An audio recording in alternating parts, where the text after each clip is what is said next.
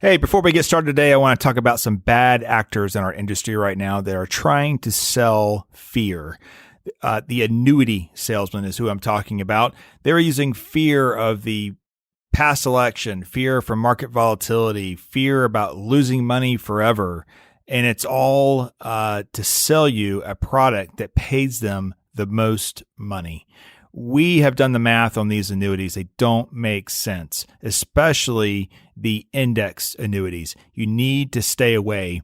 I have a white paper we've created just for you. If you've been pitched an annuity or if you have an annuity, go to our website, wiserinvestor.com. Scroll down to the bottom. We have a buyer beware. Why do they keep trying to sell you that annuity white paper? Enter your email. You'll get emailed the white paper, and you can learn more about this vicious process that these bad actors are doing in our industry. Stay away from them. Always look for a fee-only advisor, people working in your best interest at all times, fiduciaries. That's wiserinvestor.com. Scroll to the bottom, subscribe to receive our white paper on why the annuity is a bad deal for you.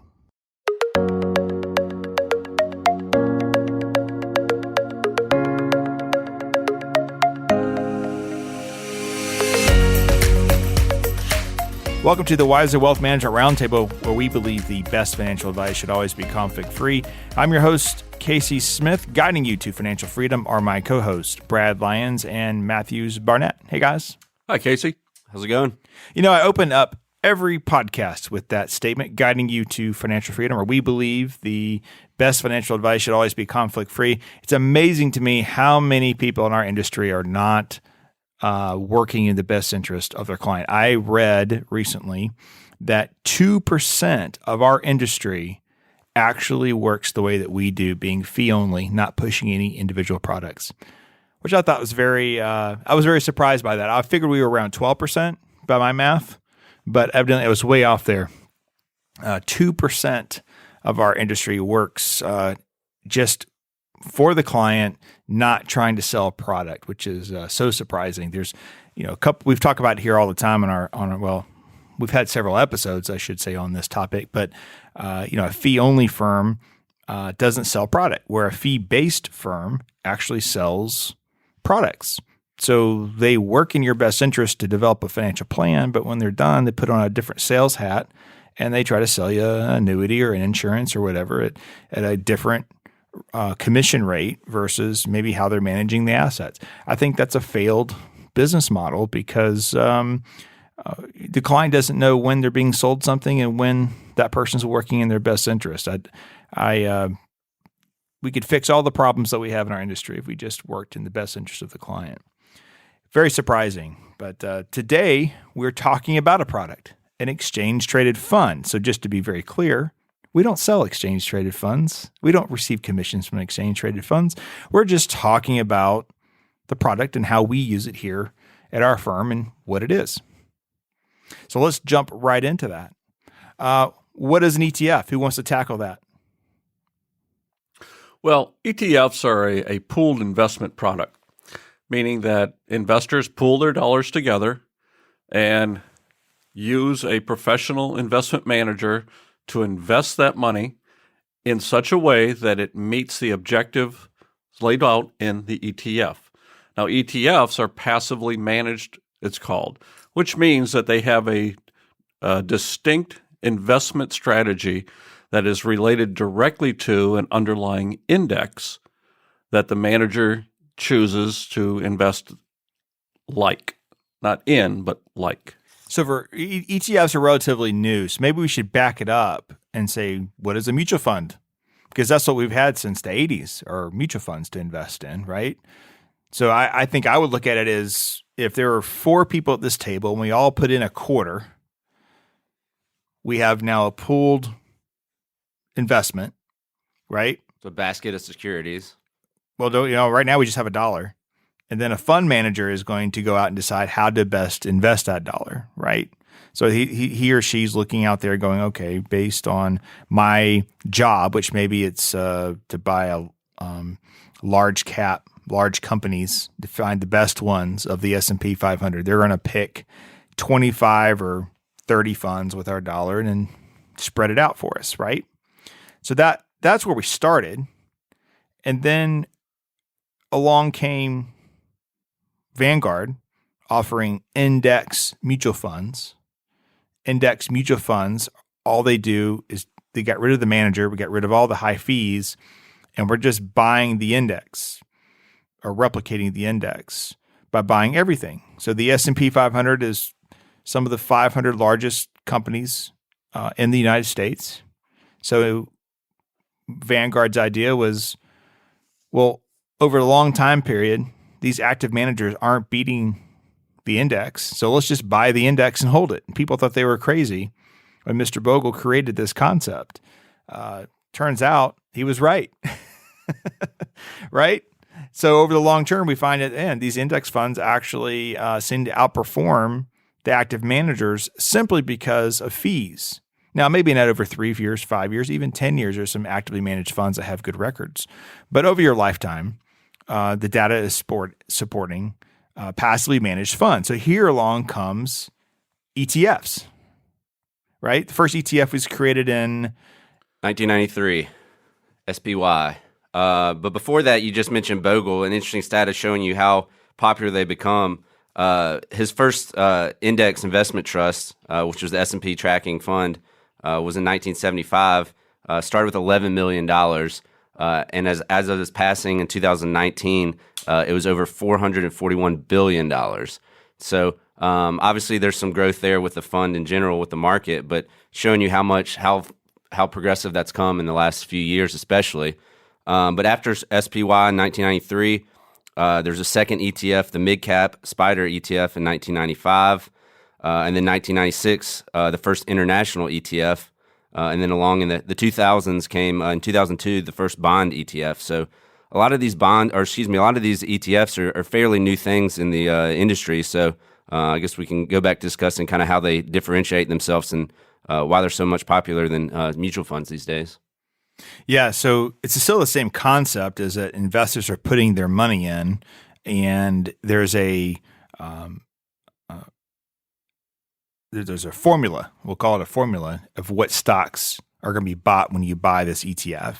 Now, I don't want to complicate things, but there are actively managed ETFs now that act very similar to mutual funds. Those are very new to the ETF world. But how we got started was really taking that Vanguard Bogle passive index fund and then putting it into a different wrapper. And what that wrapper enabled us to do was trade it during the day. So instead of having to buy the fund at close of the market or sell the fund at close of market, the ETF allowed for us now to trade the ETF during market hours. So from opening bell to closing bell, you can be in, you can be out. Now, it wasn't really meant for day trading initially. Initially, it was really, a lot of times it was used by fund managers because they didn't know where they wanted to place money to be invested, but they didn't want to miss out on market returns. So the idea was they would buy this ETF, hold their capital there until they could then find individual stocks that they want to invest in. That was the original intention. Another advantage, so we have advantage of an ETF over a mutual fund, intraday liquidity, so we can liquidate at any time, even after hours if you want to pay the premium. It's lower cost, so we don't have fund managers anymore in the ETF world. We're really focused on low cost. So an average mutual fund was around 1.4% for a long time. I think that's come down. But the average ETF, our average portfolios here across the entire portfolio is 0.007 of 1%. So the fund itself is almost free because of how efficient the ETF works. Other part is transparency. So an ETF is going to be reporting its holdings sometimes daily or monthly. You can see what the underlying holding is inside the ETF, which in mutual fund world, it was always very secret. They didn't tell you until you get that quarterly prospectus as what they were actually holding. Where an ETF, you know exactly what the underlying holdings are of that ETF. Another one is tax efficiency. So if we're going to buy an ETF inside a IRA, it doesn't really matter versus the mutual fund as much, but it does in a non-qualified account. So if you buy a mutual fund and that fund manager is buying and selling all day long, all week long, all year long, even though you didn't buy or sell, you still get a 1099 at the end of the year for capital gains in that fund. And if you buy the fund in December, sometimes you're getting a capital gains bill that you didn't even actually earn because you didn't hold the fund for the entire year.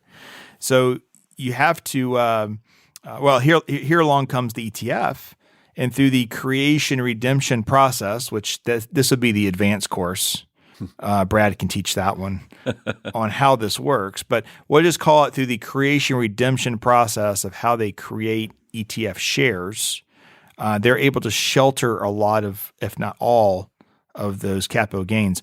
Back in, we've been an all ETF firm since 2004, but back in the beginning, I remember there was kind of a hit list.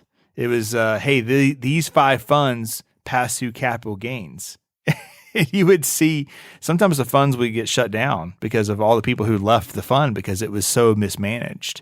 So like an S&P 500 fund, you shouldn't have unwanted capital gains pass through that. I would say that was bad. That was bad management on the sponsor's part. Where in some cases, I remember one year long-term bonds had such significant gains because of economic movement that you couldn't help but get a long-term capital gain sent to you. And that's probably a good thing because if you held the fund the whole year, you made pretty good money. Another one is greater flexibility. So in a mutual fund, you just buy and you hold it. If you want to have an option strategy, if you want to short the ETF, if you want to buy on margin, none of the things we would recommend doing with ETFs, but you have that flexibility to do that with an ETF where you can't do that with a mutual fund. You just have to be careful. We've mentioned it before, like in 2018 with the inverse ETFs and leveraged ETFs, people thinking they're going to make a quick dollar, not truly understanding the underlying securities within it, as well as just the purpose of these investments. I remember walking around the Inside ETF conference, which is now called ETF.com. The Inside ETF conference, I remember just doom and gloom, man. And that inverse ETFs took over the conference. Every panel, it could be a panel talking about treasuries. Somehow it would shift back to inverse ETFs. I was amazed how many well-paid professionals didn't read the prospectus and understand how the inverse products work. So you can buy an ETF and it will short the market, meaning that if the market goes down, you go up 3 times. And people during the crisis bought the ETFs for their portfolios thinking that, they're going to make a lot of money as the market goes down. What they didn't realize is the inverse, the leverage resets daily. So when we look at market returns over the year, we see market was down, was it 28%, 30%, somewhere in there in that 1 year time span. But that's not what the inverse did, simply because it reset daily. So if you had a big down day, then you made money, but we had more up days than we did down days. So that means all those up days worked against you. And people lost money. I think if memory serves me correctly, I think the inverse fund, the 2 times inverse fund, was down 16% that year. I'd have to go back and look at that. It's been a year since I've talked about it. But inverse, you have to be careful what's in the name. The same thing happened with low volatility. People, I think it was Power Shares at the time, came out with a low volatility fund that bought all the stocks that don't move much. Basically, it was made up of a bunch of utilities. And inside that ETF, we actually saw more volatility there than we actually did in the S&P 500 because people were running to the brand, the name. It's more of a marketing thing. I mean, they are, like you said, they're still trying to sell you some type of product within certain ETFs. So, that they have a catchy name. Sometimes that attracts retail investors. Right. Absolutely. Absolutely. Well, there's also some Well, first of all, I will say, and maybe we'll insert this here, is core. We have to focus really on an ETF world. I feel like you have to focus on the core. Large, mid, small. You could do large value, large growth, mid value, big growth. You can do that. But when you start getting off into these sector funds, you run into some issues that I don't know that everyday investors can really handle on their own without some type of professional oversight. But that kind of segues us into what are some of the downsides to ETFs that you have to watch out for? Well, I think that really the downside to ETFs is that when you're buying an ETF, you still need to know what it is you're buying. And you'd mentioned core, you'd mentioned sectors, inverse, et cetera. There's as many different ETFs as you can imagine these days. So as an investor, you really want to know exactly what you're buying and why you're buying it, where it fits into your portfolio. And when you buy and sell ETFs, since they trade like stocks, there may be commissions involved. So you may pay a commission when you buy it, and you may pay a commission when you sell it, depending upon the firm that you're using and the service that you use. So these are, the spreads are something that we also talked about. Spreads are the premiums and discounts relative to the underlying assets in the ETF. Spreads act like I can't even think of, it acts like a commission almost. So if the spread between what you're buying it at and what you could sell it at is wide enough, that actually eats into the returns that you're getting from that ETF. So as good as they are, because ETFs allow you to buy the entire index of whatever it is you choose, large cap, mid cap, small cap, sector, which like technology or healthcare or real estate or whatever, as good as they are and as wonderful a product as they are for a portfolio, the costs involved relative to the transaction itself are like those of a stock, which can be indeed, commission products. That's probably a good point to interject where how ETFs are created. So you have these authorized participants, we call them APs, that are within the exchange. And if I buy a share of an ETF that represents the S&P 500, they're actually going out there and capturing all 500 companies on the S&P, put them into a basket and handing me that ETF share, right? So a lot of times the APs are the ones kind of setting the bid and the ask because that's how they make money is on the bid and the ask side of that trade.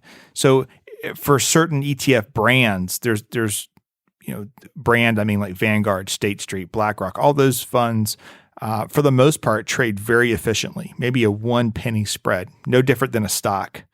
However, there's other brands of ETFs that I actually like. I think they have could have great legs in the market, but for whatever reason, I believe it's bad APs. There could be a 5-cent spread. So if it's $1, if it's worth $1, maybe it's 95 cents to sell it, and it's $1.05 to buy it, right? So that's something that you have to pay attention to. You might see a really neat investment, but what is it costing you to get into that ETF?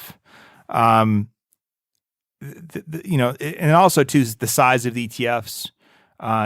Theoretically, if you're trading enough volume, so it's either 25,000 or 50,000 shares at a time. To create. Yeah, it's 50,000 shares or greater to create a unit of an ETF. So if a buyer is going into the marketplace and they're buying on behalf of multiple clients or a very large client, and they go in with an order to buy or sell, in this case, buy greater than 50,000 shares, the AP will actually go out and buy 50,000 shares times the price per share in the marketplace of all the securities in the index. And they'll take those securities, deliver them to the sponsor. The sponsor will deliver back the shares of the ETF, and then those ETF shares are given to the buyer. So the creation and redemption process happens at the underlying security level of the ETF. And that's what makes ETFs trade so efficiently in the marketplace, is that there's these two levels of liquidity. There's the level at the ETF, tradable in the market on the secondary exchange. And then there's the level of the redemption creation process, which is what's referred to as being traded at the primary level, primary exchange, because they're buying the underlying securities. So when you look at liquidity in the marketplace, which is a positive in ETFs, there's two levels for an investor. There is the underlying securities level, how liquid are the underlying securities, and if we're talking about the S&P 500, we're talking about very liquid, generally. And then we're talking about the level of liquidity of the ETF itself, how many shares are out there to buy and how many shares are out there to sell. So these ETFs can be extremely liquid in the marketplace for both the retail small buyer and seller or the institutional buyer and seller. I saw this during COVID, the COVID sell-off, and I saw it during the financial crisis. I think it was October of 2008, where bond prices had seized up. Bond market was not trading normally, and ETFs became the pricing mechanism for the bonds. It was very, they just kept trading right on through. If you held the individual bond, it wouldn't have been as easy to have liquidity. So that creation redemption process created, allowed investors or allowed the markets to keep moving, which is, a lot of people say at the beginning of ETFs, people say never want to own bonds in ETFs. And actually the opposite was true. Rather own it through the ETF than probably directly for most individual investors. Yeah, the bond ETFs had a slower adoption rate for sure. As Matthews mentioned, it was in 2002 that the first one came out, but it really wasn't until later after that great financial crisis that investors saw that there was some benefit to having these in an ETF. And then later on, insurance companies and large pension funds began to utilize them, and it became much more prominent in the marketplace to hold bond ETFs. And there are some technical reasons for that, and a lot of it has to do with the ETF being able to disclose all the underlying holdings to the ETF owner, be it a pension fund or organization that has to turn around and report that on their books and records relative to their year-end accounting and processing at the fund level. So once the ETFs were able to do that, it became much more adopted and used frequently. So we could buy ETFs. We can buy a basket of just about anything today. If you want to own just financials, Bitcoin. Right? No Bitcoin yet. But if you want to own financials only, if you want to own tech only, airlines only, you can do that through ETFs. We couldn't do that with mutual funds, and we can do it at a very low cost. We can build portfolios and get in. We can get out if we needed to, but there are still some pitfalls, and a lot of it has to do with the structure of an ETF. So back in the beginning, on my blogs, I had someone post that they would never buy an ETF because an ETF is just a derivative of the market. It's not the real market, and it was completely false. And the person who typed it should have known better. I looked them up, and it was a money manager, and I was like, wow, they don't get it. But when you buy an ETF, you own the underlying assets. That's correct. And that's one of the major differences from a mutual fund is that in the ETF, you own the underlying assets, and you can ask the sponsor to send you those shares to your brokerage account for those underlying shares. Whereas in a mutual fund, you own shares of the fund, but you do not own shares of the companies that the fund has invested in. Correct. With an exception. So I still believe today it didn't take hold, but we were early adopters to ETFs, and I've had the privilege of teaching master's classes in Asia about ETFs, participated in the first ETF conference in Amsterdam, and did, I think I was at the second ETF conference that they host every year and I did 4 or 5 in a row with them down in Florida. ETF.com, by the way, is a great resource for researching ETFs. You just go to ETF.com / and then whatever the ticker is. You can pull up history of that ETF. So I'm always happy to give them a free plug. They're great people. And Matt Hogan and a few other guys that started that are no longer there. In fact, I don't know anybody there, I don't think anymore, but they're still producing great content. There is an exception to owning the underlying assets, and that and what I believe the industry should have gone the way of calling these exchange-traded products, which in Europe they do. We don't do that as much here. But there's ETFs, and then there's ETNs, which is an exchange-traded note. And the difference is how it's structured. So this goes into the weeds a little, probably too much, but just remember in the 1940 Act ETF, you own the underlying assets. In a 1933 Act ETF, you do not own the underlying assets. So an exchange-traded note is paying you the performance of something, but it's not, you don't own anything. So case in point, Lehman Brothers, when they went under during the financial crisis, they had 3 ETNs, and they were paying people the performance of certain indexes, right? When Lehman went under, those ETFs went under with them. There was nothing to own inside that ETN. So we don't use ETNs here. Typically what I've seen in the past was an ETN was used for commodities because if you own the commodities fund, then you're getting a K1 at the end of the year because it was structured as like a partnership. So it was taxed a little differently, where if you own the ETN, you avoided that whole tax issue. But the difference is that if the ETN went under, meaning that it has credit risk. So when Lehman went out of business, those investors lost all their money, even though the index they were tracking was just as healthy as any other day. I don't use ETNs, or we don't use ETNs here, but that is something to be aware of. You mentioned commodities. It'd be like commodities futures too, like a GLD, a gold one or something like that was initially ETNs. Yep. Correct. That's right. It was. But your original ETFs were actually unit investment trusts is how they were structured. I think the more normal ones now are more open-ended index funds, I believe. So there's multiple ETFs out there. So like you wonder, well, why does SPY, which is the original S&P 500 index fund, and IVV, State Street's SPY, thank you, Brad, and BlackRock's IVV, what's the difference?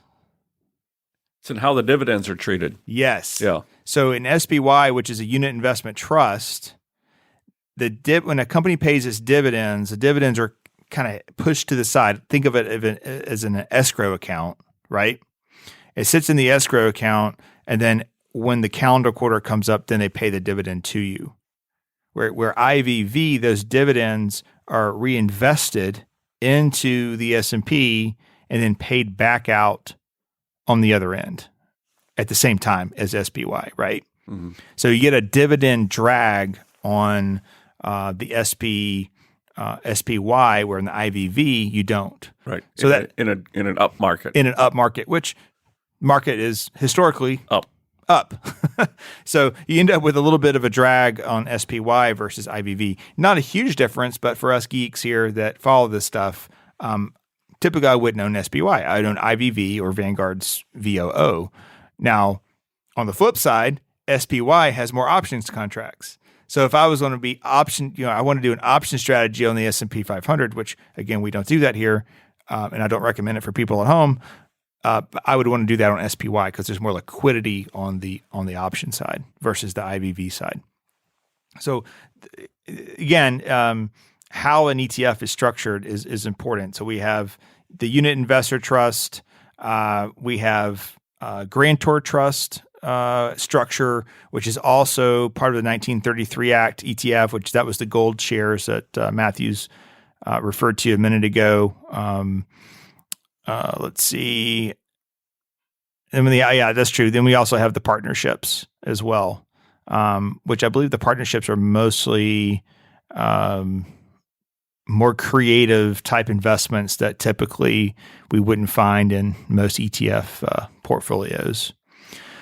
So that's really down in the weeds and how all that works. I think the most important thing is that you understand the index methodology, meaning how did the companies that are in the fund get there? Well, it just goes to show that, that ETFs are not ubiquitous. They're not all the same. They may follow similar or same indexes, but even within the ETF structure, there are differentiating factors. And depending upon what you want as an investor, you can choose an ETF that fits those needs. That's right. Yeah.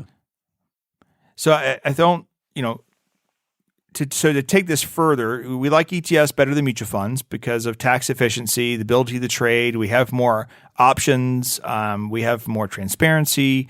But then rolling into how do we deploy that into a portfolio? I mean, honestly, low cost investing. That's what I like about it is that I can build an entire portfolio. Now, all of our ETFs trade for free. Most ETFs trade for free across the world now. So I can build an entire portfolio for less than 0.1% that trades for free. Right? So I mean, I think that's great for long-term investors. If you can save where mutual funds were 1% a year for the rest of your life. That was when they were better. I mean, if there were A shares were initially up front 5% you were paying up front. Yeah. Then they became the institutional type shares where the maybe 1% or even expense ratios of 0.5% were pretty good and still are good. But like you said, we're getting below the 0.06% for these ETFs. In addition, inherent in a core index ETF, you're guaranteed to be invested in the best performing sector at any given time. If you're using active management, and a manager has determined at some point through their decision-making process to invest in these companies or these sectors, but not those companies or those sectors. They can't invest in all. They have a mandate to invest in certain areas. If they are not invested in the best performing sector at any given time, they're missing out. But in a core index strategy, using ETFs, you're always invested in whatever is the best performing sector at any given time. So that when you say core, make sure we're talking to our entire audience. That means large cap growth and value, not large cap growth or large cap value, but just large cap. Correct. And then it's mid cap, both. Correct. Small cap, both. International, right? Those are your core asset classes. When it comes to bonds, it'd be like the total bond index. Through Vanguard or the aggregate, or the aggregate through iShares, right? Yes. So that's how you would use ETFs. Most people should be using ETFs to build portfolios. Is doing that. Well, thanks for listening to this episode of Wiser Roundtable. Our next episode, I think we're going to continue on this topic of ETFs, and I think we'll transition into how to build an ETF portfolio. We'll see you guys next time. Have a great week.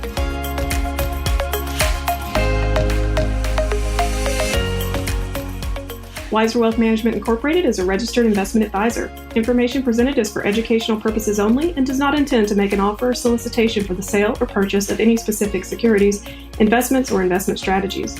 Investments involve risk and unless otherwise stated are not guaranteed. Be sure to first consult with a qualified financial advisor and/or tax professional before implementing any strategy discussed herein.